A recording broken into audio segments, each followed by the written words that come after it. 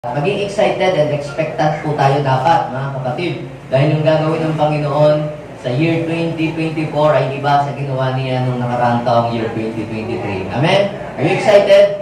So, samahan po ninyo ko sa pagbubisa ng salita ng Panginoon at ang pamagat ng isi-share ko sa atin ngayong araw na ito ay Let God Move Inside You. Sino ditong handa ng magpasko? Mamaya. Ha? So, the real Christmas, mga kapatid, is not happening in the outside, but in the inside. Yung iba ay nalulungkot, wala kaming Christmas tree, wala kaming mga masyadong maraming handa. Naku, kulang yung fruits na nabili ko, dapat 13, bakit 10 lang? Parang hindi kompleto ang Christmas kapag walang 13 fruits, o hindi kompleto ang Christmas kapag walang bagong damit. But I am telling you, mga magulang at mga kapatid, the real meaning of Christmas ay hindi ho yun nakikita yun sa labas. Hindi ho yun nangyayari sa labas. Kundi, yun ay kung ano yung nangyayari sa loob mo, sa loob ng iyong puso. Pwede tayong maraming mga handa, pwede tayong maraming mga nakikitang mga palamuti sa labas, sa ating mga bahay, pero hindi tayo masaya. Pero ang tunay na Christmas, yung first Christmas, yan po, mga kapatid, ay makikita nyo, walang mga palamuti, walang mga star, walang mga parol, no? Wala din mga Christmas tree. Pero alam nyo po, mga kapatid, yung mga tao na naka-witness ng unang-unang Christmas, sila po ang nakaranas ng pagkilos ng Diyos sa kanilang buhay. So, let us read the story sa Bible, sa Luke chapter 2, verse 1 hanggang verse 7. Ang sabi po sa Tagalog, ng panahong yaon, iniutos ng Emperador Augusto na magpatala ang lahat ng nasasakupan ng Imperyong Roma. Ang unang pagpapatala, ito ay ginawa ng si Cirenio, ang gobernador ng Syria, kaya umuwi ang bawat isa sa sariling bayan upang magpatala. Mula sa Nazareth, Galilea, si Jose pumunta sa Bethlehem, Judea, ang bayang sinilangan ni Haring David, sapagkat siya'y mula sa angkan at lahi ni David. Kasama niyang umuwi upang magpatala rin si Maria na kanyang magiging asawa, na noon ay kaganapan. Samantalang naroon sila, dumating ang oras ng panganak ni Maria, at isinilang niya ang kanyang panganay, at ito'y lalaki, o binalot niya ng lampin ang sanggol at inihiga sa isang sabsaban sapagkat wala ng lugar para sa kanila sa bahay panuluyan. Sa English, because there was no room for them in the inn. Bago po isilang ang Misaya o tagapagligtas dito po sa mundo, 700 years ago, ito po ay inihula na ng mga propeta. So, itinahayag na ng Diyos sa mga propeta. So, ang Lord ay hindi po siya gumagawa ng anumang hakbang dito sa mundo na hindi muna niya ibinababatid sa mga tao. At ang kanya pong mouthpiece na tagapaghayag at tagapagsabi sa mga tao kung ano ang kanyang gagawin ay ang kanyang mga propeta o ang kanyang mga lingkod. So, bakit ipinapahayag muna ng Panginoon sa pamamagitan ng propeta bago pumilos ang Diyos? Kasi po, para ang mga tao po ay makapaghanda. Para ang mga tao may handa nila ang kanilang puso, ang kanilang pong mga isipan, nang sa gayon na hindi po nila mamiss yung pagkilos na gagawin ng Panginoon. Actually, yung pong pagdating ng ating Panginoon Jesus sa pagsilang dito sa mundo, yan po yung matagal ng plano ng ating Panginoon. Yung tagapagligtas na darating. Yan ay mismong ipinahayag pa ng Panginoon sa Genesis pa. Genesis chapter 3, verse 15. Nung pong si Adam ay magkasala at saka po si Eve, ay nagbigay ang Diyos ng propesiya na darating ang araw na mayroong isang sisilang na dudurog sa ulo ng ahas. At yun ay walang iba kundi ang ating Panginoon Jesus. After so many years, kinausap ng Panginoon si Isaiah at siya po ay nagbigay ng pahayag. Doon po sa Isaiah chapter 7, verse 14. Ang sabi ng prophecy o propesiya, ang Panginoon din daw po ang magbibigay ng palatandaan. So, ano yung sign na mangyayari na tong pagsisave pagtubos ng Panginoon sa mga kasalanan ng sangkatauhan. Ang sabi po doon ay maglilihang isang dalaga. So, hindi pinangalanan. Basta dalaga, ibig sabihin ay virgin woman. Okay? At manganganak daw po siya ng isang lalaki at ito'y tatawagin Emmanuel. Yung pong word na Emmanuel, sa Hebrew word, it means God with us. Sabihin natin, God with us. So, hindi naman eksaktong Emmanuel, Pacquiao, hindi ganon. So, ibig sabihin po ng word na Emmanuel sa Hebrew, it means God with us. So, dito pa lang sa pangalan to, ang gusto ng Panginoon, siya ay manatili sa ating kalagitnaan. God want to be with us. Kaya sabi ng Panginoon, di ba, sa Bible, if there are 2 or 3 gather in His name, He is in our midst.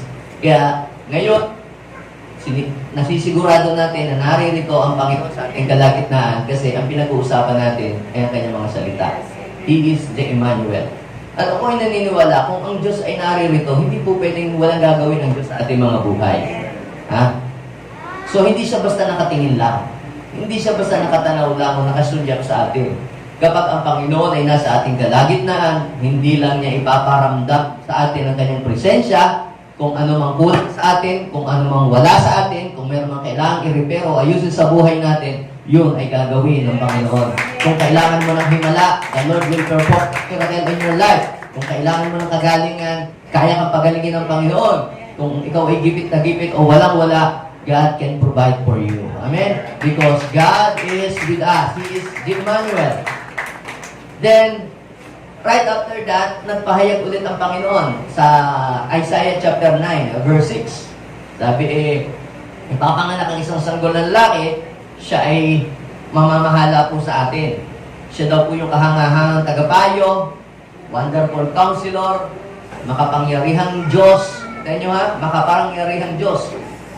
Isisilang daw po ang isang sanggol. Sabi, siya ang kahangahangang tagapayo. Ang makapangyarihang Diyos. Sinong tinutukoy na makapangyarihang Diyos? Isisilang ang isang sanggol, makapangyarihang Diyos. Sino? Si Jesus. Ha? Sabi doon ay, walang hanggang ama ang prinsipe ng kapayapaan. Kaya, pala, ang isang tao na pinaghaharian ng Diyos, at ang Panginoong Hesus ay naghahari sa kanyang buhay, yung kapayapaan ay kanyang mararanasan sa buhay niya. So, without Jesus, there is no peace without Jesus. Ha? So, ngayon, after 700 years, imagine nyo, ang tagal na po, 700 years before na isilang si Jesus, sinabi na po yun.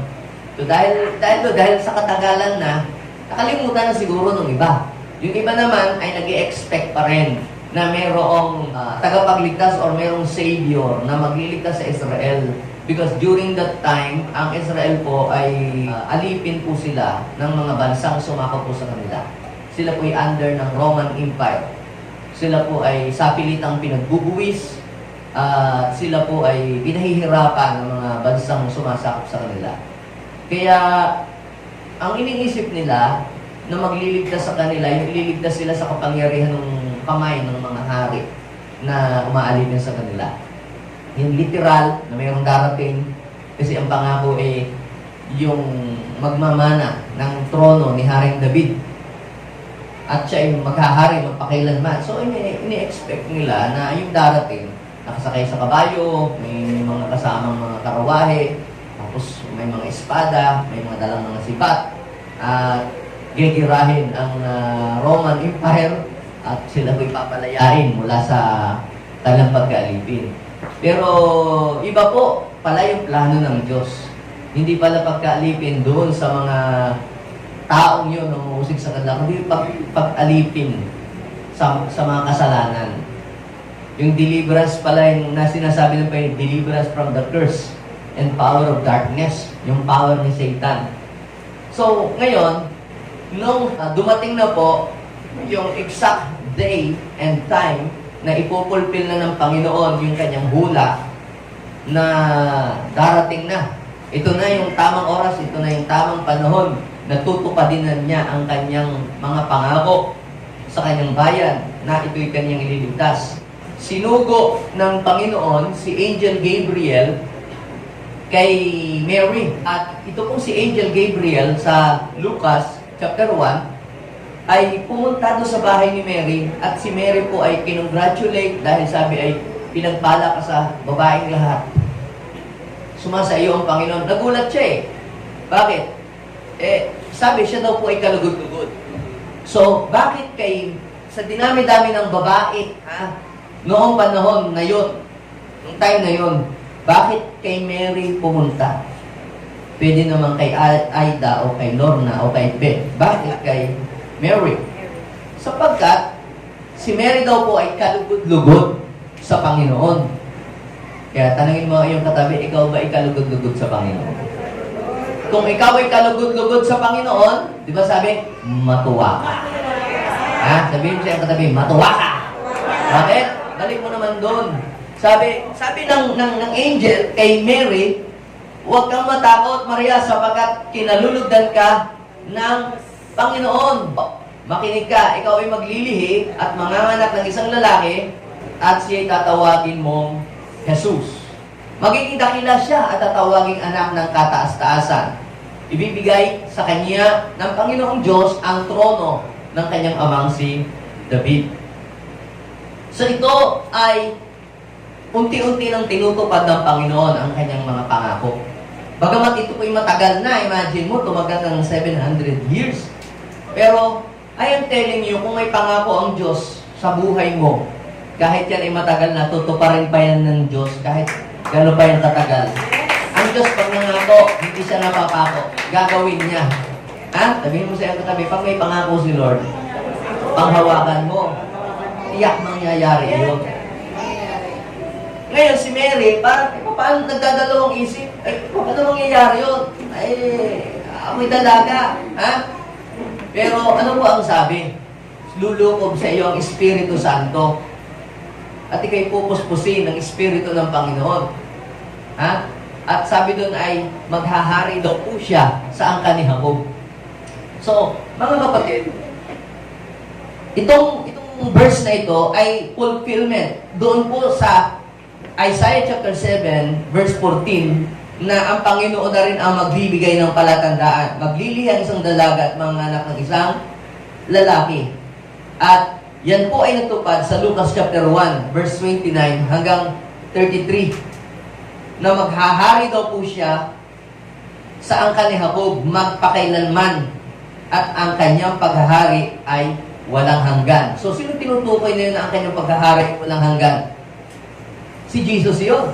At hindi lamang po si Mary ang kinausap ni Lord sa pamamagitan ng angel. Pagkatapos po noon, ay pumunta naman yung angel Gabriel kay Joseph naman. Habang po si Joseph ay natutulog, sa Matthew chapter 1 verse 18 hanggang 24, nabalitaan po ni Joseph na ang kanyang pong girlfriend na si Mary ay nagdadalang tao. Buntis. Kaya para ito po ay hindi mapahiya. Dahil noon, pag may boyfriend, girlfriend, para kahit hindi pa sila magkasama, sila parang mag-asawa na ang turing sa kanila ng mga tao. Kaya alam mo po, pagka ang babae ay nasumpong ang buntis bago ikasal, yan ho ay babatuhin hanggang sa mamatay. Kasi siya po ay gumawa ng gawaing hindi matuwid sa harapan ng Diyos. Sabi sa Bible, si Mary po ay nagbubuntis hindi dahil sa kagagawa ni Joseph o hindi dahil nasalisihan siya ni Juan o ni Pedro. Siya daw po ay nagbubuntis sa pamamagitan ng Espiritu Santo. Okay?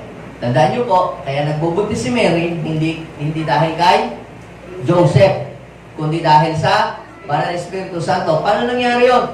Di ba? Pumunta ang angel ni Lord kay Mary at siya ang unang kinausap at siya daw ilulukuban ng Espiritu kaya siya ay magsisilang ng sanggol. Okay? Nung namalaman ni Joseph na nagdadalang tao o buntis si Mary, ay pinaplano na niya na hiwalayan sino? Si Mary ng lihim. Kaya habang iniisip niya yon, habang siya po ay natutulog, sabi sa verse 19, habang siya po ay natutulog, napakita po sa kanya sa panaginip ang anghel ng Panginoon. Sabi ng angel sa kanya, huwag kang matakot na tuluyang pakasalan si Maria, sapagkat siya ay naglilihi sa pamamagitan ng Espiritu Santo. So, naglilihi daw po si Mary sa pamamagitan ng Espiritu Santo. Manganganak siya ng isang lalaki, at ito'y papangalanan mong Jesus, sapagkat siya ang magliligtas sa kanyang bayan sa kanilang mga kasalanan. So, ang ibig sabihin po ng pangalang Jesus ay tagapagligtas, manliligtas. Kaya sabihin mo sa iyong katabi, kailangan mo ng tagapagligtas. Sino dito ang inaamin niya siya ay makasalanan? Amen. Now, alam niyo po ba na ang kasalanan ay is a serious matter? Sabi ng Bible, kamatayan, Romans chapter 6:23, kamatayan ang kabayaran ng ating mga kasalanan. So, lahat ng tao na may kasalanan, tanggapin nyo man o natin o hindi, lahat ng tao ay mamamatay. The Bible says, kamatayan ang kabayaran ng ating mga kasalanan. Lahat tayo ay mapapahama. Tayo ay mapaparusahan. But the good news is this. Sabi ng Romans chapter 6:23, kamatayan ang kabayaran ng ating mga kasalanan. Ngunit ang kaloob ng Diyos ay buhay na walang hanggan sa pamamagitan ni Kristo Jesus na ating Panginoon.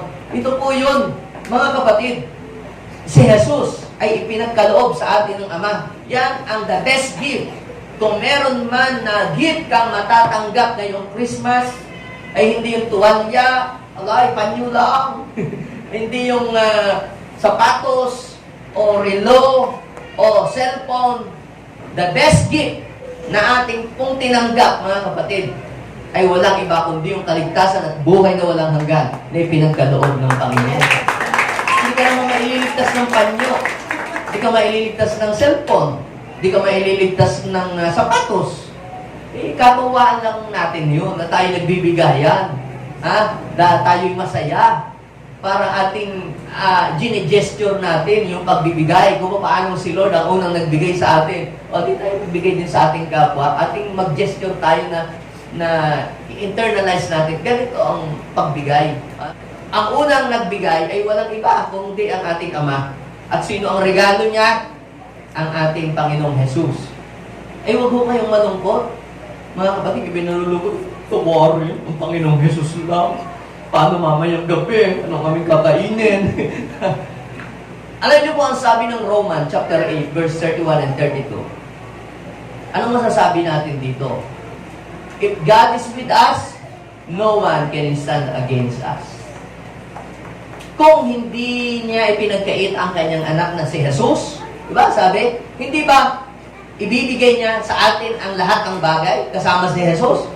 Kaya kapag si Jesus, kapatid, ay inaccept mo sa buhay mo, lahat ng bagay na kailangan mo, yon ay tatanggapin mo rin. Kung ang kaligtasan ay kayang ibigay ng Diyos sa iyo, kung ang buhay na walang hanggan, kayang ipagkaloob ng Panginoon, yung pa kayang pambayad sa kuryente, yung pa kayang pambili ng bahay, yung pa kayang pambili ng lupa, pambili ng sakyan, kayang-kaya rin niyang ibigay sa iyo ni Lord. Kaya kapag si Jesus ay tinanggap mo sa iyong buhay at winelcome mo sa puso mo, I am telling you, nasa iyo na ang source. Sige, palapakan natin ang Panginoon. Ito ngayon. Bigla pong nagising si Joseph, sabi ng verse 24. At sabi, sinunod niya ang utos ng angel. Pinakasalan po niya si Maria. Ngunit hindi daw po niya ito ginalaw. Sabi ng Matthew chapter 1 verse 25, pinakasalan niya si Maria pero hindi niya ito ginalaw hanggang sa maipanganak nito ang isang sanggol na lalaki na pinangalan ng Jesus. Grabe yung self-control ni Joseph at saka ni Mary, ano? Yan, kaya po pala sila binless ng Panginoon na mag-asawa. Kaya sino dito ang follower ni Mary? Ang mga tunay na follower ni Mary at saka ni Joseph, pag nagde-date ang mga yan, ang laging baon ay donut. Donut kiss and donut touch. Jacob pala yun. Kayo ng mga mag-boyfriend at saka mga girlfriend, kung gusto nyo i-bless ng Diyos ang inyong relationship at i-pour out ng Lord ang inyong blessing, gayahin nyo si Mary, gayahin nyo si Joseph. Laging ang baon ay donut, donut kiss and donut touch. Sabihin mo sa iyong katabi, dapat pag tayo magde-date, ay hindi pala mga may dugo na, ang ating baon ay donut. Ha? Yung iba, ako, follower ako ni Mary. Pero ang tanong, si Mary po at si Joseph, hindi po nagtatalik kahit po sila'y kasal na. Pinipreserve po nila ang kabanalan ng baby na kanila pong iniluluwal. Kaya yung mga mag-boyfriend ngayon, may girlfriend na hindi pa kasal, may nangyari na, hindi kayo tunay na follower ni Mary. Hindi ninyo idol si Mary. Yung mga mag-boyfriend and girlfriend, dapat ang maging idol, kung gusto nyo ma-bless ang inyong relationship, dapat ang idol ninyo si Mary at saka si Joseph. Nagpipigil. Ha? Naglalagay muna sila ng boundary. Ay, hindi po tayo kasal, tayo nag-aaral pa lang. Hindi. Alalahanin natin si Mary at saka si Joseph. At i-bless at lang marriage. Ay, hindi po muna sila nagtalik hanggang sa naipanganak ang Panginoong Jesus. So, kaya si Mary, nung po siya ay pakasalan ni Joseph, siya po ay virgin, hanggang sa, nung po siya ay buntis, ay ipanganak si Jesus, still siya po ay Virgin Mary. Nung ipanganak na po si Jesus, tsaka pa lamang po sila nagkaroon ng physical contact ni Joseph, kaya si Mary po ay nagkaroon po siya ng 7 anak. Ha? Mark chapter 6, verse 3 to the following verses, si Jesus po ay may mga kapatid. 5 po silang lalaki at may kapatid po silang may kapatid po silang 2 babae. Kaya si Mary po is still virgin hanggang sa nasa pinapupunin si Jesus at ipanganak niya, virgin pa siya. Pero nung ipanganak na si Jesus, hindi na siya virgin dahil nagkaanak na siya ng ilan? 6 pa. So, 4 na lalaki at 2 babae. So, hindi na siya Virgin Mary. Virgin Mary pa siya nung magbuntis hanggang sa may panganak si Jesus. So, nung may panganak na si Jesus, tsaka pa lang sila nagkaroon ng sexual contact at nagkaroon pa po sila ng 6 na anak.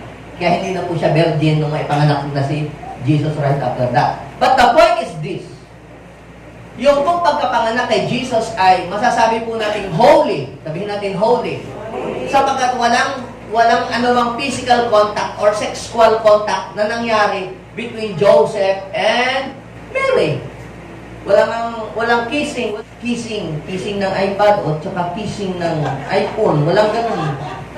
So sabi sa verse 25, ngunit hindi ginalaw ni Jose si Maria hanggang sa ipanganak nito ang isang sanggol na lalaki na pinangalan ng Jesus. Now, paano nangyari yun? Paano nakapagpigil si Joseph? Nabasa ko sa Lucas chapter 1, di nga ang angel pumunta sa kanila. Ito pa lang si Mary doon tumira sa kanyang pinsan na si Elizabeth. Ha? At saka lamang uli sila nagkaroon ng pagsasama ni Joseph nung malapit ng kabuwanan na. O di malaki na ang tiya ni Mary. Ito ngayon po ang nangyari. Nung oras na malapit ng mga anak si Mary, bigla naman pong nagbaba ng announcement si Emperador Augustus. Ha?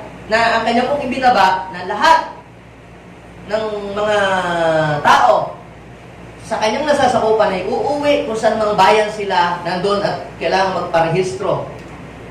O di, sila po ay obligadong umuwi para magpa-register kung saan silang bayan isinilang.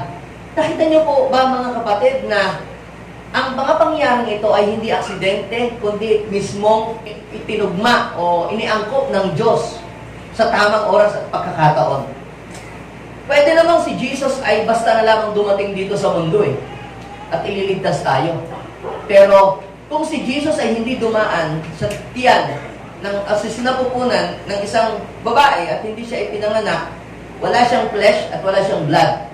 Pangatlo, siya po ay illegitimate. Wala siyang birth certificate. Siya po ay alien. At pag ikaw ay alien, hindi mo pa palayasin ng another alien. Pwede mo bang palayasin ng alien kung ikaw ay alien din? Ha? Sino ba ang alien? Si Satan, di ba? Si Satanas ay pumunta dito, siya po ay alien. Wala siyang birth certificate. Hindi siya taga rito. Pero si Jesus, siya ay dumaan sa tamang proseso. Isinilang siya ng isang babae. Pero flesh and blood. At siya ay may birth certificate. Dahil eksaktong pag-uwi niya, palistahan nagpapatala ng mga pangalan.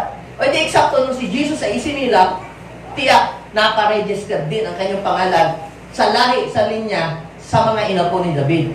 Now, the point is this, para matupad yung sinabi, ang hula sa kasulatan na isisilang mula sa inapo ni David, si Joseph.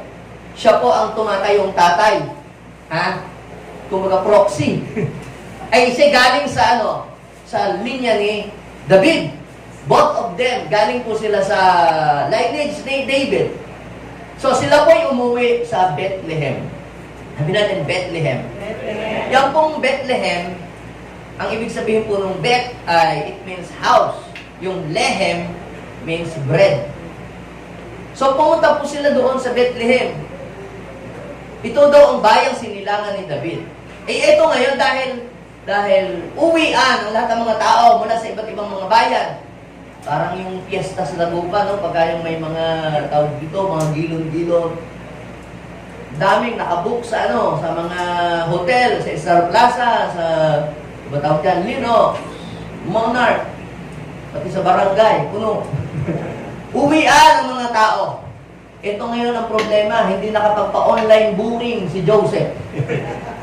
Kaya puno ang mga hotel, puno ang mga bahay, panuluyan. Imagine nyo, nag-uwian for the very first time na magkakaroon ng pagpapatala. Try to imagine, nag-uwian ng mga tao. So, ibig sabihin, naalala nyo, pagka-Christmas, di ba? Kung papunta dito sa, papuntang Pangasinan, daming nag-uuwian. Doon pa lang sa terminal, walang masakyan. Dahil ang mga taga-Pangasinan ay nag-uuwian. Try to imagine, nung panahon pong iyon, nag-uuwian ng mga tao. Tapos si Mary ang ginanamang lumakad. Buntis. Ito po ngayon. Inabutan po siya ng panganganak. Buti naman at nakarating sa Bethlehem.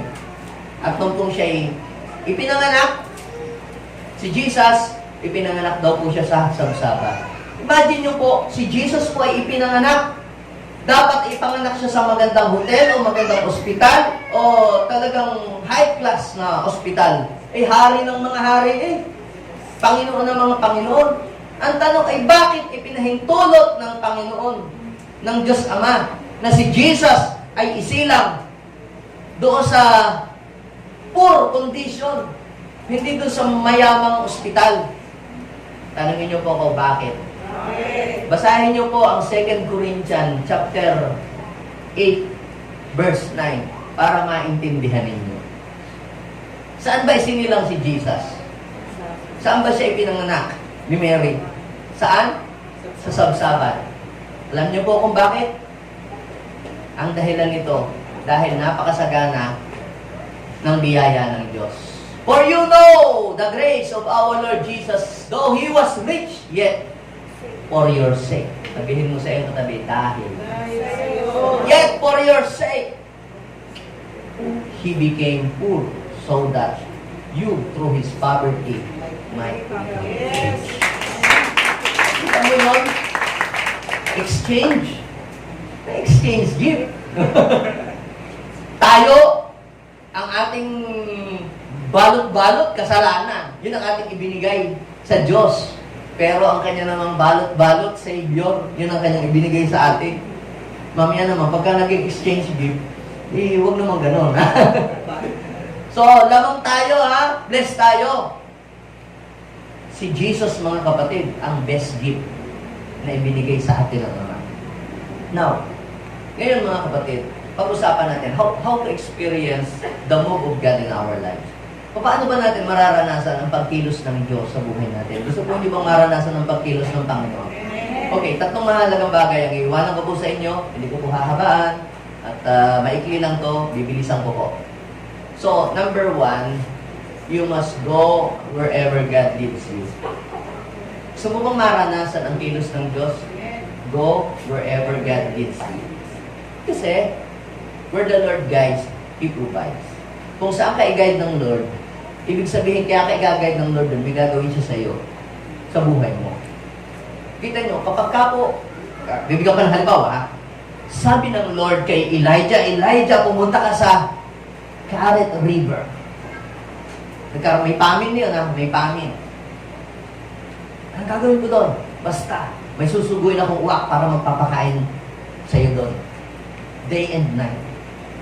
Pumunta ka sa lugar kung saan ilid ka ng Lord.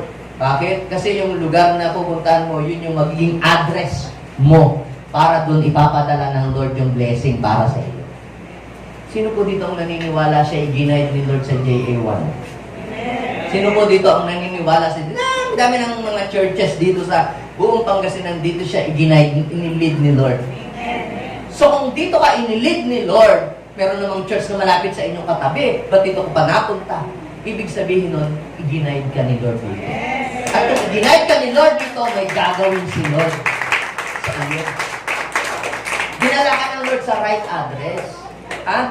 Yung pag magpapadala po kayo, halimbawa mag-order kayo sa Lazada, pwede ba namang saan mo i-address? Kung saan ka nandun, doon mo i-address. Ha? Ganyan din, pag nag-order ka sa Lazada, sa mga food panda, dapat naandun ka sa tamang address para ma-receive mo ang iyong order. Ano pong ibig kong sabihin? Kapatid, kung saan ka i-guide ni Lord, ginaguide ni Lord, doon ka pumunta. Dahil doon ipapadala ng Panginoon ang mga pagpapalang kailangan mo sa buhay mo. Now, itong binasa ko po sa inyo, mga kapatid, sabi sa Bible, sa Lucas chapter 2 verse 1 to 4, ng panahon daw po na yun na iniutos ng Emperador Augusto na magpatala ang lahat ng nasasakupan ng imperyo ng Roma. Ang unang pagpapatalang ito ay ginawa po na si Cirenio po ang gobernador ng Syria. Kaya umuwi daw po ang bawat isa sa sarili niyang bayan upang magpatala. At mula daw po sa Nazareth, Galilea, si Jose ay pumunta sa Bethlehem, Judea, ang bayang sinilangan ni Haring David, sapagkat siya'y mula sa angkan at lahi ni David. So doon siya pumunta. Nandun ang kanyang lineage. Nandun ang kanyang kalahi. Nandun ang kanyang kamag-anak. Nandun yung mga taong tatanggap sa kanya. Sabihin mo sa iyong katabi, i-guide ka ni Lord dito. Kaya welcome ka dito. Amen? So kayo namang mga dinatnan, welcome ba naman yung mga i-guide ni Lord dito?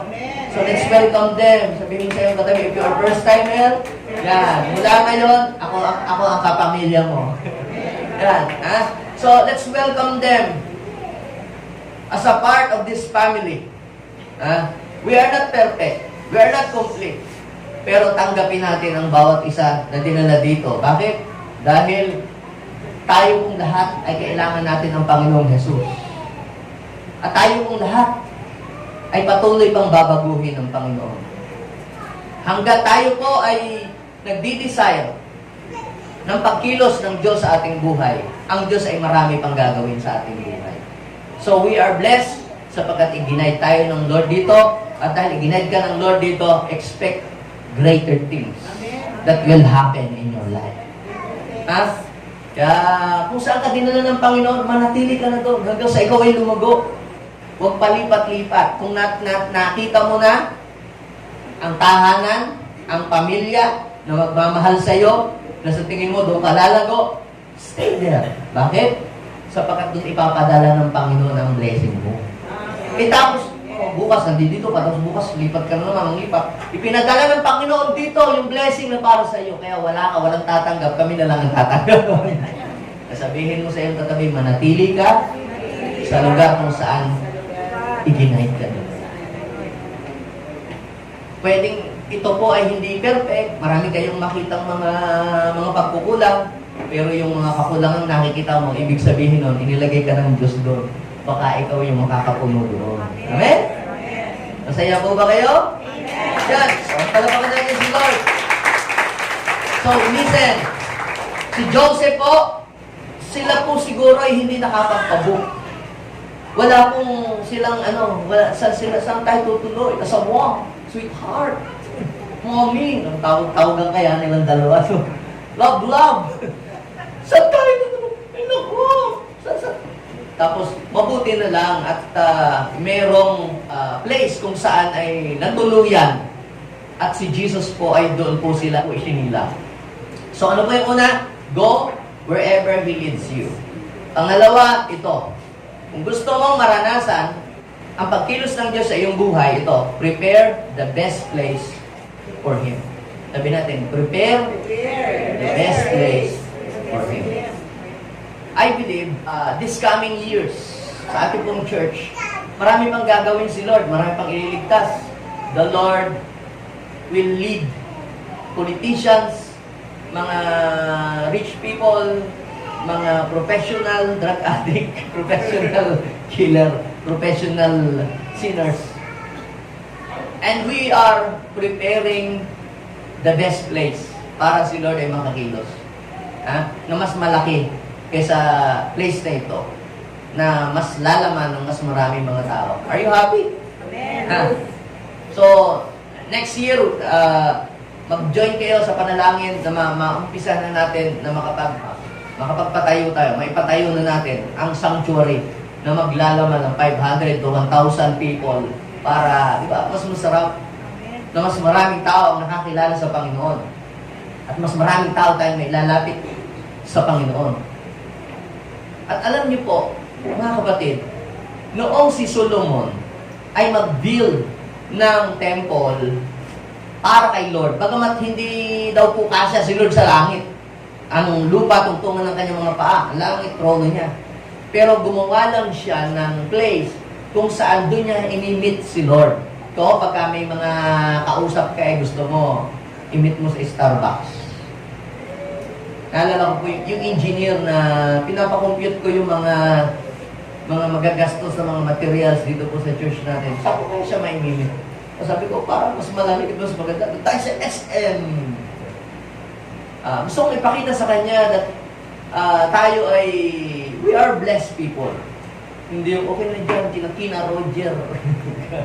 O doon sa masamang inasal. Ay, doon mo sa maganda-ganda because we are representing God. So alam niyo po, mga kapatid, ang pagtingin natin sa Diyos ay dapat ay mataas. Kung yung mga importanteng guest, naalala ko nung kami po galing Batangas, meron po kaming mga kasama bago umuwi sa kanya, sa bahay na lang namin pinatulog kasi wala nang sasakyan.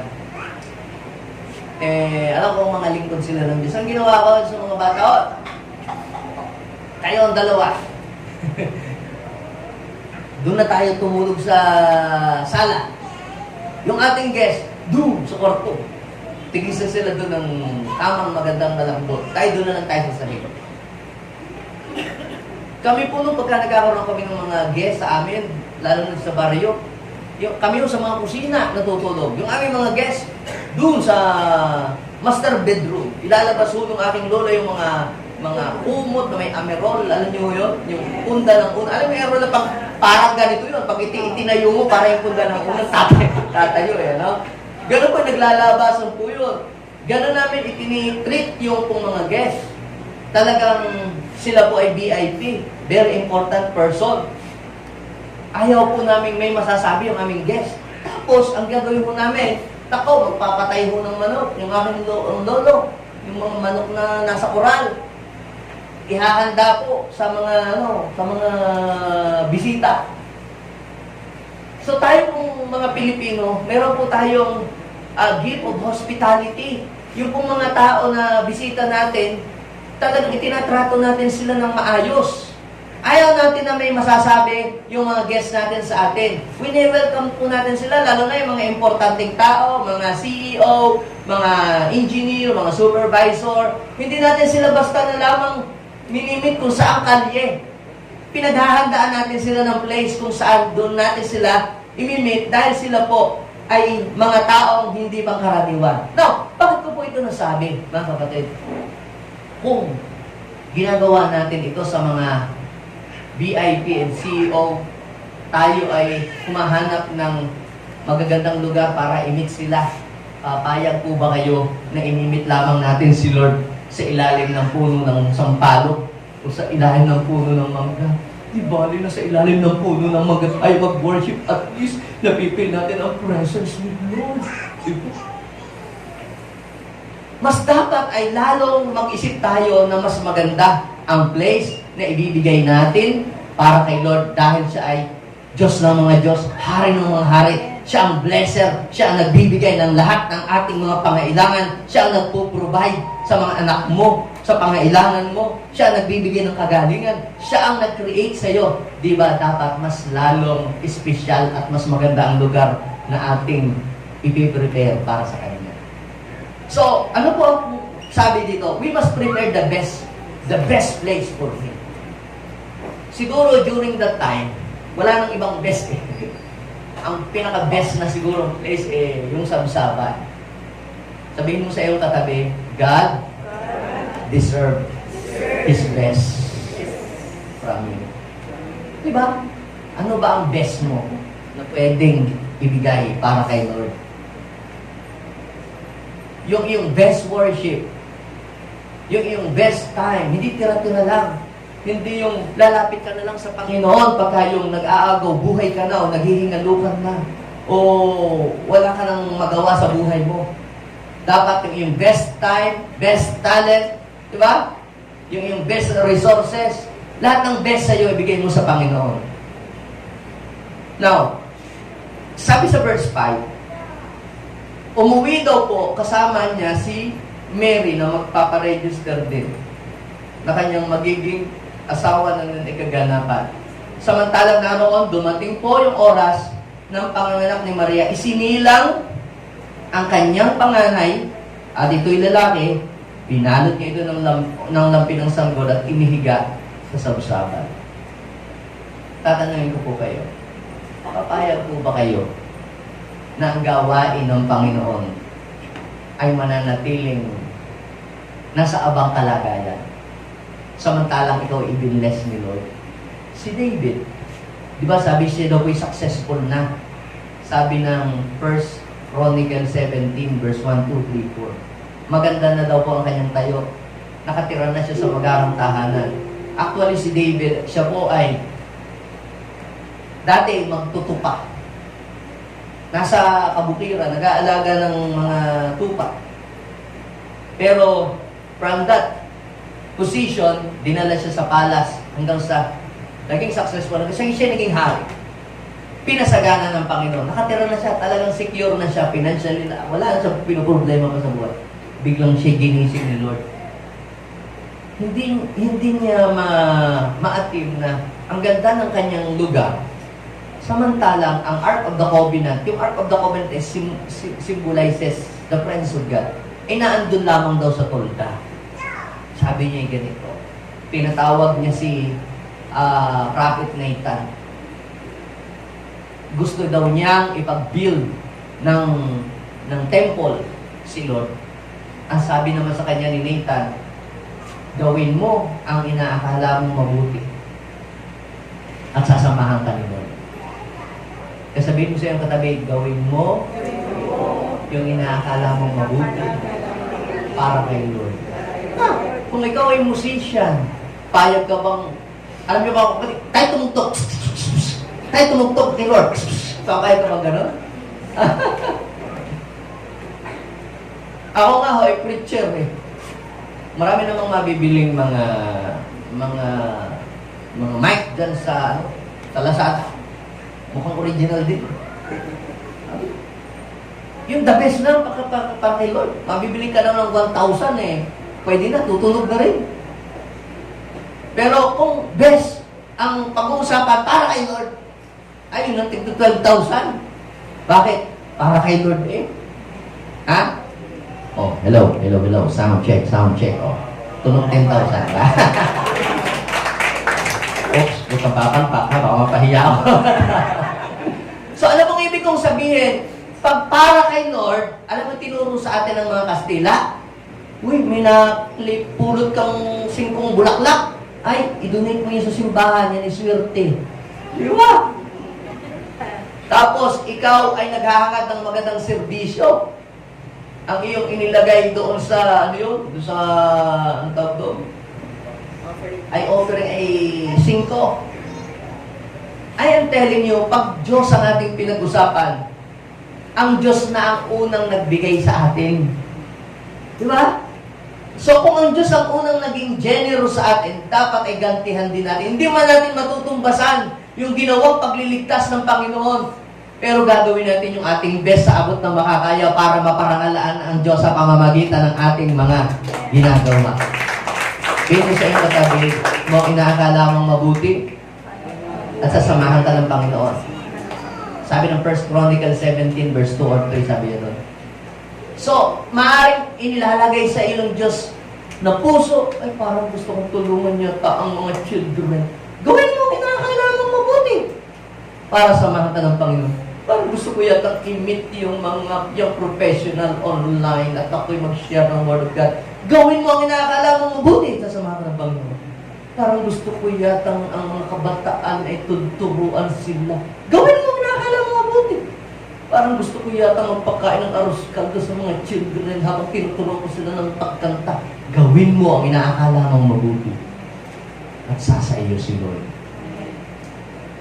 Tingnan ninyo, isipin po ninyo ang Savior, kung napaghandaan lang sana to, ano? Hindi na alam ng mga tao, walang nakakaalam na sumilang na pala yung tagapagligtas dumating na miss po nila because they are not prepared. Kaya sabihin mo sa iyong katabi, hindi tayo babayad na pagdating sa Panginoon ay very cheap ang ating treatment para sa Kanya.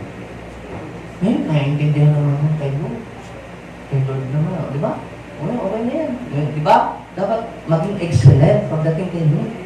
Hindi yung kaya pala ayaw ng tumunog ng gitara, ang perdas na lang pala ibihan. Kaya pala ayaw ng tumunog ng drums ng malinaw, ang panghampas na lang pala, stick ng barbecue na lang pala ginagamit. Sabihin mo sa iyong katabi, huwag namang parang mukhang sabsaban pagka Lord. Ha? Alam niyo, nakakakuha po ba kayo ng idea dito? Na pagdating kay Lord, dapat excellent ang ating ibigay sa Kanya. Yung best ang gawin natin. Lord yun God yun.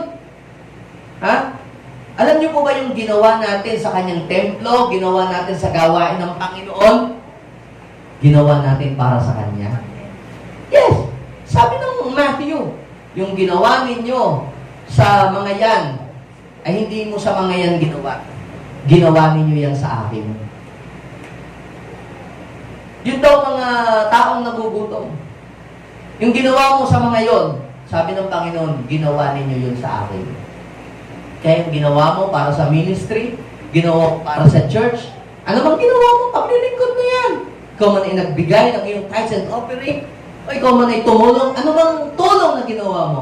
At nagdoubt ka at nagalit ka, ginawa mo yan para kay Lord. Pero kung ginawa mo yan, nagbigay ka, or whatever, nagpagamit ka, at masaya ka, at nag-uumako sa kagalakan, ang iyong puso, ginawa mo rin yan para kay Lord. Kaya sabihin mo sa iyong katabi, yung gagawin mo para kay Lord, ilubos-lubusin mo na. Yun ang the best na magagawa mo para sa Kanya. You are expecting best from God. Kaya dapat, best ang gawin mo para sa Kanya. Pag kay Lord, the best dapat. Amen? Basta pag para kay Lord, para siya maparangalan. The best para kay Lord. Now, so, number 1, go wherever God leads. Pangalawa, prepare the best place for Him. Kaya pagka po tayo ay mag-a-anniversary, doon tayo sa mga air-condition room. Hindi to sa malamo. Para kay Lord, papuri kay Lord, di ba? Oh. Nagbibigay tayo ng best song, best worship. Bakit? Kasi kay Lord natin yung ginagawa. At kay Lord, dapat best. Hindi man natin siya nakikita physically. Pero yung lahat ng ginagawa natin dito, ginagawa natin yan para sa Kanya. Amen? Yung mga naglagay, sobrang dami, kaya huwag kayo maalis ha. Baka sa akin lahat ng mapapunta yun. Ginawa yan ng mga yan para kay Lord. Amen? Now, ito yung last. Do you want to experience the move of God in your life? Amen. Make Jesus welcome in you. Bakit ko po nasabi ito na kailangan i-welcome mo si Jesus? Nung si Jesus po ay dumating dito sa earth at nag-minister, hindi po siya tanggap ng mga rabbi, hindi sila tanggap ng mga priest. Ayaw po nila kay Jesus. Nagpe-perform ng miracle si Jesus, tinataboy po nila palabas si Jesus. Gumagawa siya ng miracle. Sometimes, yung kalimitang miracle ni Jesus during Sabbath. Para po baga sa atin, yung katumbas ng Sabbath, Sunday. Kaya sabihin mo, kung mawala sa Sunday, doon madalas gumagawa ng miracle si Lord. Nagre-reveal, nagbibigay ang Lord ng mga pangungusap, ng direksyon. Doon kalimitan.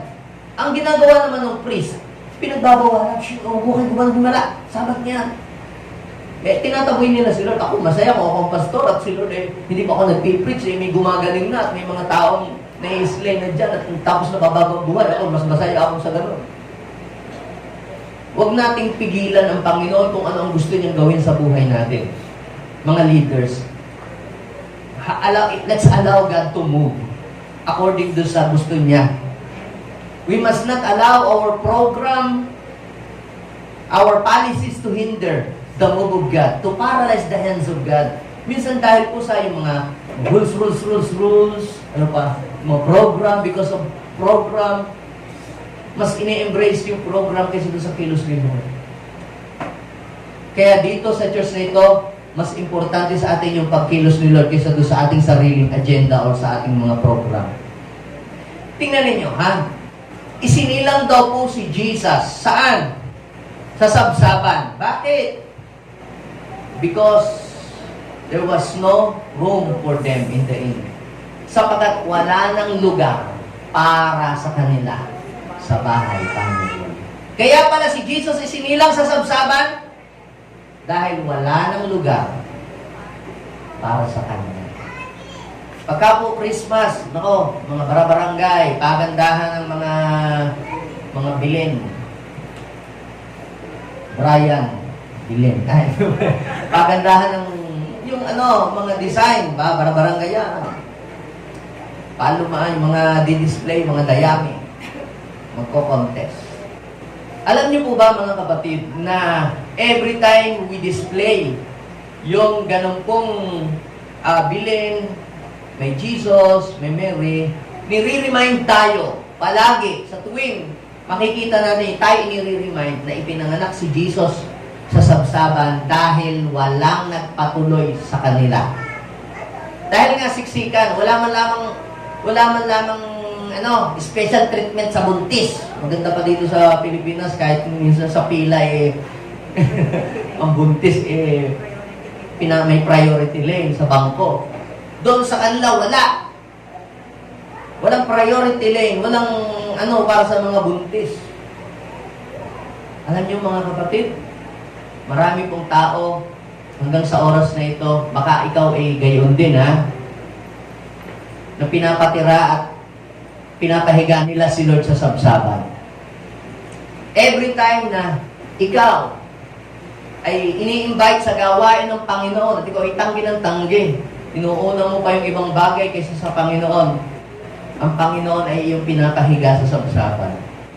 Every time na mas binibigyan mo pa ng importansya yung mga ibang bagay sa mundong ito kaysa sa Panginoon, para sa Panginoon, sa pag-aaral ng kanyang salita, sa kanyang salita at sa kanyang mga gawain, pinapatulog mo ang Panginoon sa sabsaban. Pinapahiga mo siya sa sabsaban. Pag sinasabi ko lang, wala kang time, busy ako, saka na lang muna. Ang Panginoon ay iyong pinapahiga sa sabsaban. But praise God! Sapagkat sa oras na ito, may mga lalaki at babae nandirito na ayaw niya si Jesus ay nasa sabsaban. Gusto niya na merong special place ang Panginoon para sa kanyang buhay. Meron po ba? Na special room si Lord para sa inyong buhay? Kung meron mang best room sa puso mo, sa buhay mo, dapat ay walang ibang mag-stay diyan kundi ang ating Panginoon. At kung ikaw ay mayroong space para kay Lord na inilaan para sa Kanya, mula ngayon, ang Panginoon ay wala na sa sabsaban.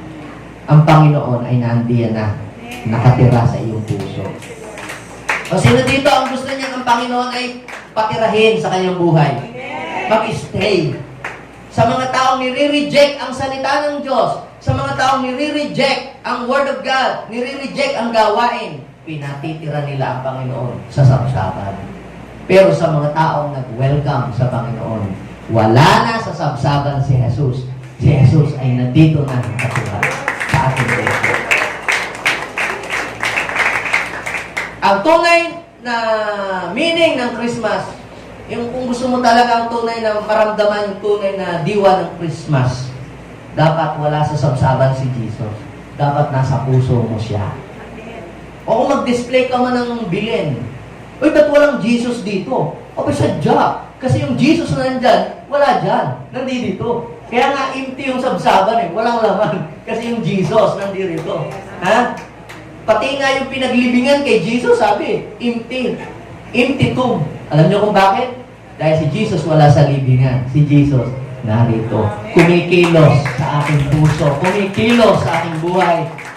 When you allow Jesus to move inside you, kapatid, you will experience a real joy. Sabihin natin, real joy. Real joy. Yung kagalangang nag-uumapaw sa iyong puso. Kapag sinabi po nating joy, hindi po ito based sa outward, nangyayari sa outward, o sa mga material na bagay.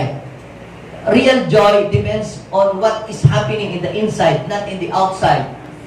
You will experience a real peace dahil siya ang Prince of Peace. You will experience a real change kasi kapag siya naghahari sa puso mo, siya ang kikilos. Buhay mo, siya ang gagawa. At kung ano man yung sira at hindi ayos sa buhay mo, aayusin niyo ng Panginoon. Ready po ba kayo na ang Panginoon ay hayaan ninyong kumilos sa inyong buhay? At kung kikilos si Lord, saan ba siya mag-uumpisa? Mag-uumpisa siya sa loob ng ating puso. Amen? At kapag si Lord ay kumikilos sa loob natin, it will manifest in the outside. So, tayo pong lahat ay tumindig sa oras na ito. Sabi ng Revelation chapter 3, verse 21. Basahin po natin, sabay-sabay. Ano ang sabi ni Lord? Nakatayo ako sa labas ng pintuan at kumakatok. Sabihin natin, Jesus is knocking. So, ang Panginoon pala po ay kumakatok. Paano kaya tayo pinakatok ni Lord? Some of you, pinapadalhan kayo ng problema. Some of you, may mga depression. Some of you nga, nakakasakit. Some of you, nakaka-experience ng struggle sa buhay. Bakit ganon? Dumataas sa kagipitan. Bakit kinakatokan ni Lord? Ha? Kasi, madalas, hindi natin siya napapansin because we are so busy sa iba-ibang mga bagay. But I am telling you, mga kapatid, Jesus is knocking. At anong sabi ng Bible? Kung diringgin nino man ang aking tinig. What is the voice of God? Oh, halika. Yung bang ibig sabihin? Oh, me. Alam niyo po, ang tinig ng Panginoon, kapag ipinapangaral ang salita ng Diyos, siya ay nangungusap doon sa salita ng Diyos na ipinapangaral. That is the voice of God. Yung nakikinig ka ng preaching, nangungusap si Lord, that is the voice of God. Sabi nung, kung diringgin nino man ang aking tinig, yung salitang ipinapangaral, ha? Bubuksan ang kanyang pinto. Ano ang pinto? Hindi yung pinto ng inyong banyo, o pinto ng living room, o pinto ng inyong bedroom. Alam niyo po kung anong pinto ang kinakatok ni Lord ngayong oras na ito? Yung pintuan ng inyong puso. At sabi kapag binuksan mo ang pintuan, ha? Papasok siya sa iyong tahanan, sa iyong buhay. Ang iyong buhay ay magiging tahanan ni Lord. Sino ang gusto mong tumira sa iyong buhay? Kapag ang iyong katawan ang naging tahanan ng devil, maging alipin ka ng bisyo, alipin ka ng karamdaman, maging alipin ka ng kasalanan, maging alipin ka ng mga malalaswang bagay dito sa mundo. Ha? Ang iyong buhay ay hindi magiging maayos. Pero, kapag si Lord, ginawa niyang tahanan ng buhay mo, aayusin niya ang iyong buhay. At hindi lang yon, kapatid, kung ano yung kulang sa iyo, ipoprovide ni Lord. Huwag kang mag-alala, hindi ka gugutomin ni Lord dahil may dala siyang pagkain. Ibig sabihin, God will provide everything you need in this life. Amen. Palakpakan natin ang Panginoon. Yes. Sino po sa pagkakataong ito ang hindi pa na mananatiling nasa sabsaban si Jesus? Sabihin natin, Lord, hindi ako papayag na forever kang nasa sabsaban. Lord, mula sa oras na ito, binubuksan ko ang aking puso at pinatutuloy kita sa aking buhay. Please, Lord, pumasok ka sa puso ko. Gusto niyo po bang pumasok si Lord sa puso niyo? Ilagay natin ang ating mga kamay sa ating mga puso at sabihin natin, Panginoong Jesus, salamat po sa iyong dakilang pagmamahal. Napakaganda po ng inyong tayo doon sa langit. Pero mas pinili ninyo ang bumaba dito sa lupa. Kayo po ay nagtanas ng hirap, dumaan sa kahirapan, upang ako ay abutin sa aking kalagayan. Panginoong Jesus, salamat po dahil iniregalo mo ang iyong sariling buhay para lamang ako'y matubos sa aking mga kasalanan. Tinatanggap ko po ang inyong mahalagang regalo para sa aking nakaligtasan at buhay na walang hanggan. Tinatanggap ko din po ang regalo mo na pagpapatawad. Linisin mo po ako. Baguhin mo ang aking buhay. Patawarin mo akong lubos sa aking mga kasalanan. Higasan mo ako ng iyong banal na dugo. Mula ngayon, inaanyayahan kita na manahan sa puso. Tumira ka, Panginoon, sa buhay ko habang ako nabubuhay. Mula ngayon, wala ka na sa sabsaban. Ikaw ay nasa sa aking puso at ito ay magmamanifest sa aking buhay. Makikita ng mga tao, Lord, ang iyong pagkilos sa buhay ko. Maraming salamat. In Jesus' name, Amen. Ako na lang magpe-pray para sa inyo. Lord, bless these people. Let them experience the true meaning of Christmas. The true meaning of Christmas, Lord, ay mayroong Jesus na naghahari sa puso nila. Punong-puno ng pagpapatawad, pusong punong-puno ng pagpapatawad, punong-puno ng pagmamahal, punong-puno ng pag-ibig sa kapwa, punong-puno ng pagtanggap. Kahit hindi perfect ang ibang tao, Lord, ay matatanggap namin sila. Hayaan mo po, Panginoon, na kami ay maging excited, na i-share palagi ang kabutihan ng Panginoon sa ibang mga tao. And Lord, use us to become a channel of blessing to many people. Help us, O God, to bless other people na wala pa po sa iyong kaharian. Tulungan niyo pong maipaunawa at ipaabot namin sa kanila ang iyong salita, Panginoon. That the true meaning of Christmas is having Jesus in our heart, O God. Maraming salamat sa iyong regalong kaligtasan at buhay na walang hanggan. In Jesus' name. Amen and Amen. Palakpakan po natin.